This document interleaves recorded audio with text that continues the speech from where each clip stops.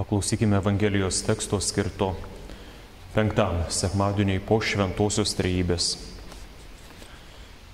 Kartą kai minios veržėsi prie Jėzaus klausytis Dievo žodžio. Jis stovėjo prie Genizareto ežero ir pamatė 2 valtis sustojusias prie ežero kranto.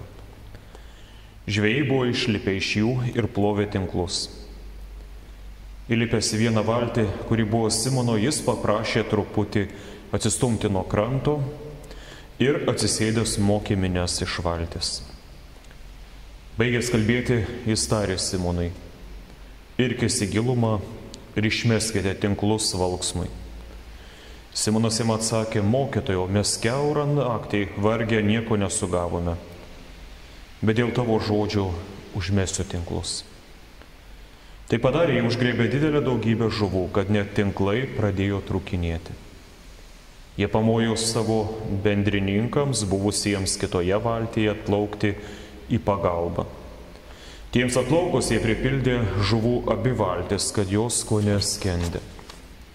Tai matydamas Simonas Petras puolė Jėzui į kojas, sakydamas: pasitrauk nuo manęs, Viešpatie, nes aš nusidėjėlis. Maty, ir visus jo draugus suėmė išgąstis dėl to valksmo žuvų, kurias jie buvo sugavę, taip pat Zebediejaus sūnus Jokūbą ir Joną, kurie buvo Petro bendrai. O Jėzus tarė Simonui: nebijok, nuo šiol jau žmonės žvejosi. Išvilkęs į krantą valtis, jie viską paliko ir nuėjo paskui jį. Amen. Aš meilės garbinu galybę, apreikštą Jėzaus asmenį, širdį lenkiuos prieš jos gilybę, kurią įveikia ir manį, apie save visai užmiršiu, tos meilės jūron kai panirsiu.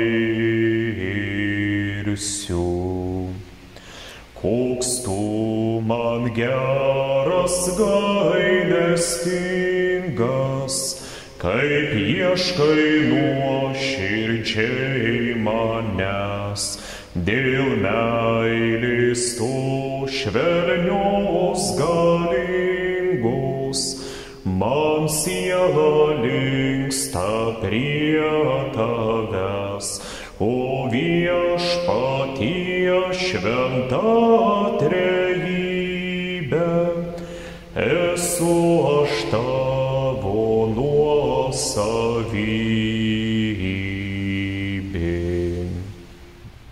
Malonė mūsų Viešpaties Jėzaus Kristaus, meilė Dievo Tėvo ir bendrystė šventosios dvasios teesie ir tepasilieka su mumis visais. Viešpatie, laimink mūsų savojo žodžio pažinimu, nes tik tavo žodis tikroji tiesa ir žiburys mūsų gyvenimo keliui. Ar pastebėjote, kaip gražiai ir viltingai evangelistas pradeda šios dienos Evangelijos pamokymą? Kartą, kai minios veržėsi prie Jėzaus pasiklausyti Dievo žodžio, jis stovėjo prie Genizareto ežero ir pamatė 2 valtis sustojusias prie ežero kranto. Graži gamta, didelis tarsi marios ir žuvingas ežeras, į krantą lipančios bangos ir Jėzus, einantis pakrantę, besižvalgantis. Bet svarbiausia čia yra šie žodžiai, kad minia veržte veržėsi, spaudėsi prie Jėzaus kiek įmanoma arčiau pasiklausyti Dievo žodžio. Jie norėjo matyti Jėzų ir girdėti kiekvieną jo žodį, kiekvieną pamokymą, kiekvieną atsakymą. Drąsesnieji Jėzui uždavinėjo klausimus, o Jėzus kantriai į juos atsakinėjo. Ir tai yra pats pirmasis stebuklas. Nes visuomet turėtume laikyti dideliu stebuklu, kai žmonių širdis noriai klausosi ir priima Dievo žodį. Kai žmonės ieško Jėzaus ir renkasi pas Jėzų, ten, kur skaitomas jo žodis. Juk dar buvo ankstyvas rytas. Ir kai žmonės yra maitinami teisingų žodžio išaiškinimu ir pamaitinami jo sakramentu, tai taip pat yra nuostabus stebuklas. Pirmasis stebuklas. O ką tuo metu daro Simonas Petras? Po naktinės žvejybos kartu su savo žvejybos bendrininkais bendrais jis taisėsi tinklus. Tai nebuvo šabo diena, šventadienis, kada visi privalėdavo nustoti dirbti savo darbus ir tą dieną skirti Dievo garbei. Todėl aš jų nevadinčiau netikinčiais, ar kaip nors laužančiais Dievo įsakymus, ar neparodančius Dievui garbę. Todėl jie ir toliau darbavosi, nes įstatymas reikalavo tik per šabo dieną nustoti daryti visus savo darbus. Tinklai jau buvo ištraukti į krantą. Žvejai rinko iš jų žoleles, šakas ir kitokias šiukšles. Jos valė, plovė, taisė ir kabino juos džiovinimui. Kodėl būdavo džiovinami tinklai? Nors nesu žvejys, bet ir aš numanau, kad į krūvą sumesti šlapi tinklai, tarsi skudurai imtų pelėti. Atsirastų blogas kvapas, vėliau jie imtų trunyti ir po trumpo laiko taptų visiškai nebetinkami žvejybai. Todėl tinklai būdavo sutvarkomi, išplaunami, džiovinami ir vėliau tvarkingai sudedami valtyse, paruošiant juos naujai žvejybai. Ir tai buvo nelengva, bet labai svarbi kiekvieno žvejo darbo dalis. Evangelistas pamini 2 tuščias valtis stovėjusias prie kranto, bet dar pilnai neištrauktas į krantą, nors patys žvejai jau buvo iš jų išlipę. Jėzus pasirenka Simono valtį, įlipa į ją ir paprašo nustumti ją šiek tiek tolyn nuo kranto. Nes žmonės spaudėsi prie Jėzaus, kai kurie netgi buvo įsibridę į vandenį, kad galėtų iš arčiau pasiklausyti. Ir vėl mums pamoka. Dažnai mes bijome sušlapti savo kojas, baiminamės vėjų, sniego ar šalčio. Dėl to, sakom, buvo blogas oras, dėl to netėjau pasiklausyti, pabūti Jėzaus bendrystėje. O štai jie nebijojo sušlapti savo kojas.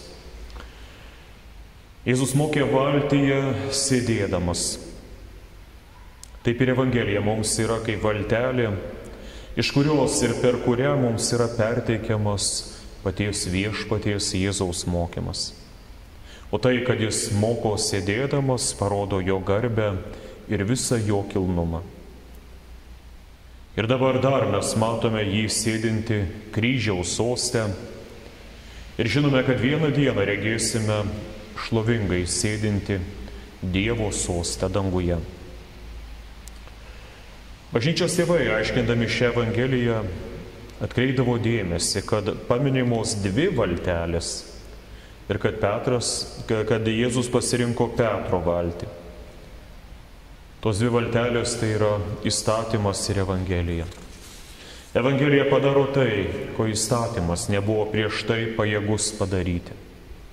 Bažnyčios valteles viešpats per Evangeliją pripildo tikinčiųjų ne tik iš žydų tautos, bet ir iš įvairiausių pagoniškų tautų.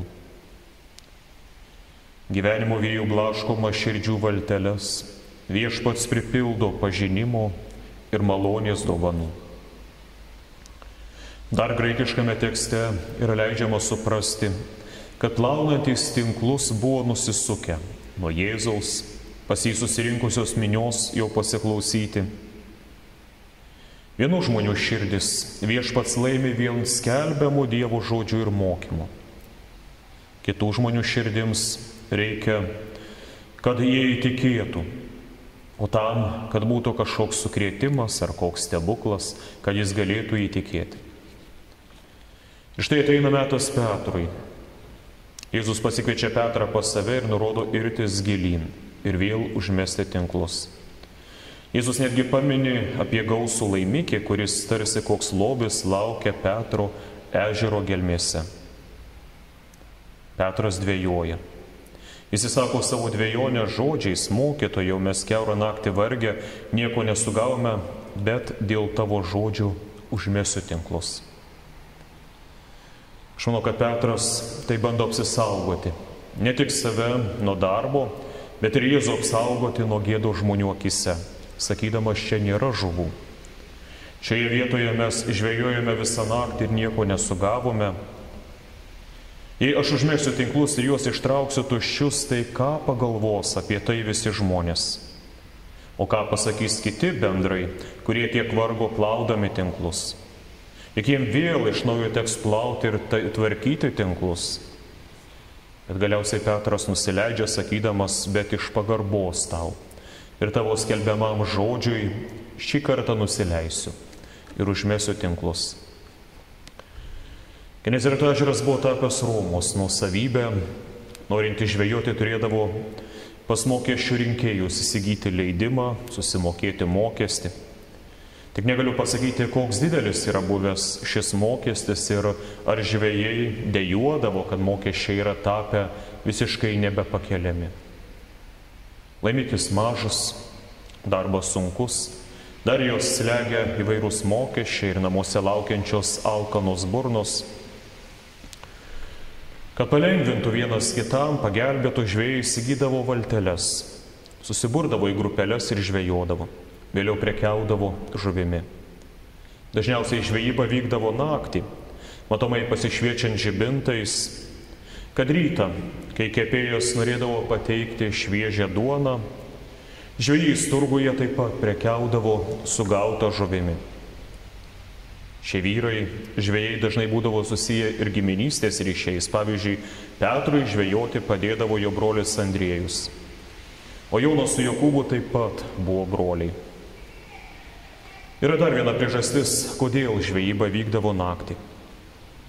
Atsimenu, kad vaikystėje perkant valą buvo kalbama, kad geras valas yra tas, kurio nesimato vandenyje. Ir štai šie tinklai buvo padaryti iš grubiai nuvytų virvučių. Dieną žuvis lengvai galėdavo pastebėti tinklus, todėl žvejyba paprastai vykdavo naktį.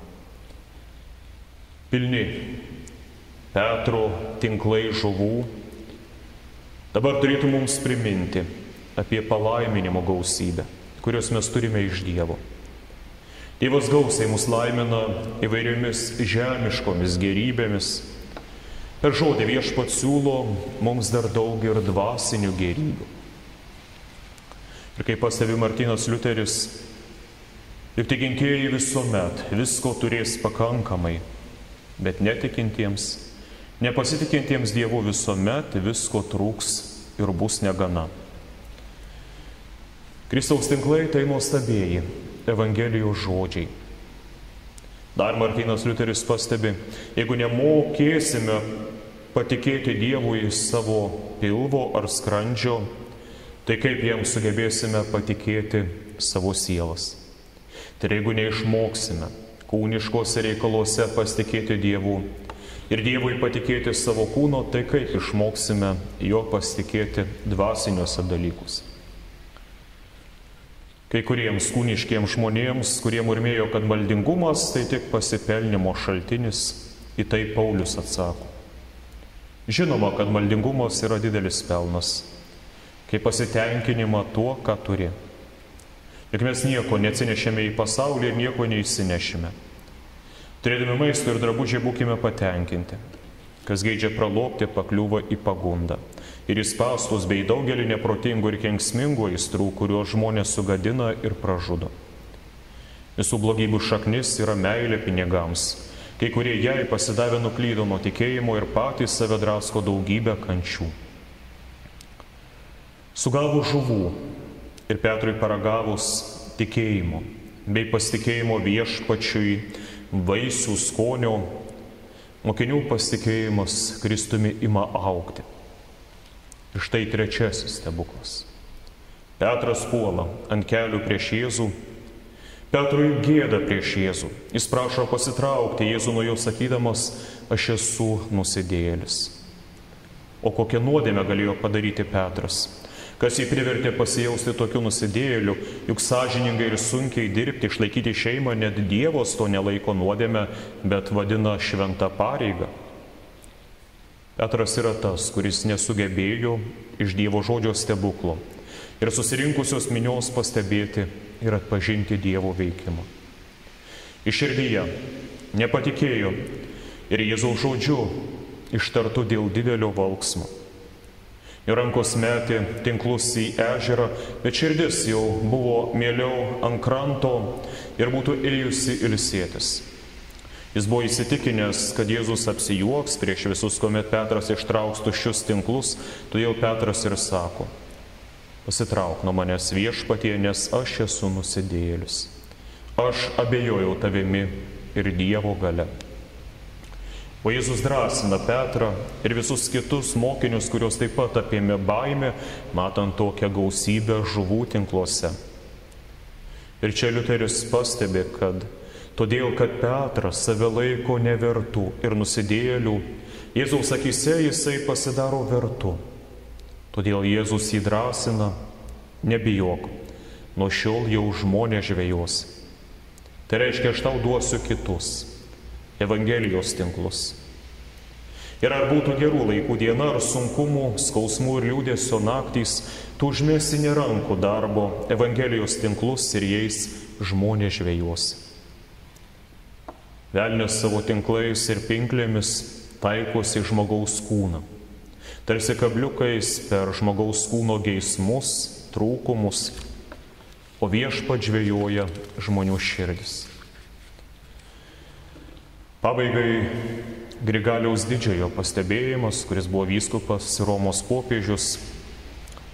Bažnyčią dabar galime palyginti su tinklu, kuris atiduotas į žvejų rankas. Ir jie kiekvienas žmogus iš pasaulio bangų traukiamas į dangaus karalystę, kad neprigertų amžinosios mirties gelmėse. Šis tinklas užgriebia įvairiausių rūšių žuvų, tai yra išmintingų ir kvailų, laisvųjų ir vergų, turtingų ir vargšų, stiprių ir silpnų. Ir visiems pasiūlomas nuodėmio atleidimas. Kai šie tinklai galutinai prisipildys laikų pabaigoje, jie bus ištraukti ant kranto ir visos žuvis bus išrūšiuotos.